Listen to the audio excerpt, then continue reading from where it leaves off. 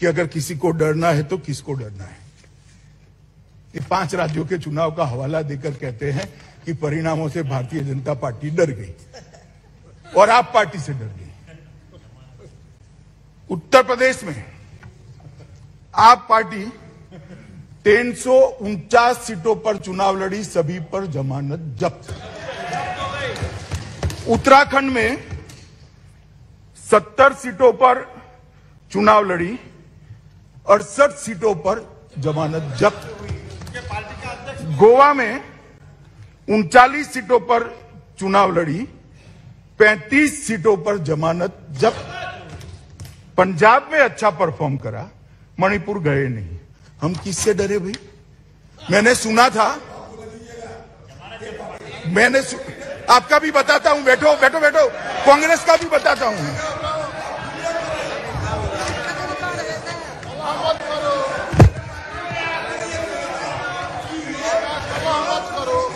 माननीय अध्यक्ष जी,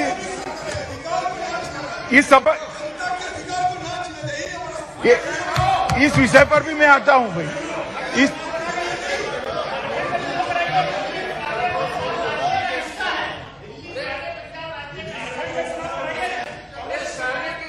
की ताकत रखो ना, अरे दिल्ली मेरठ का भी हिस्सा है, मेरठ की डिवीजन में आता था दिल्ली। अब मैं सुनिए ना, सुनिए, कांग्रेस पार्टी के काफी सांसद बोले डरना। भाई हम क्यों डरे? हमें डरने जैसे परिणाम ही नहीं है। कांग्रेस पार्टी 454 सीटों पर चुनाव लड़ी, कांग्रेस पार्टी 575 सीटों पर चुनाव लड़ी, 475 सीटों पर जमानत जब्त। अब डरना किसको है भाई? डरना किसको है? देश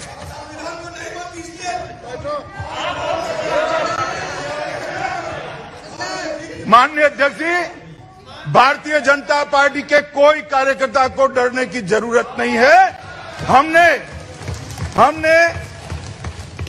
हमने 4 राज्यों में सरकार बनाई है और हमें पूरा भरोसा है कि मोदी जी के नेतृत्व में जहां पर भी चुनाव आएगा हम निश्चित जीत कराएंगे।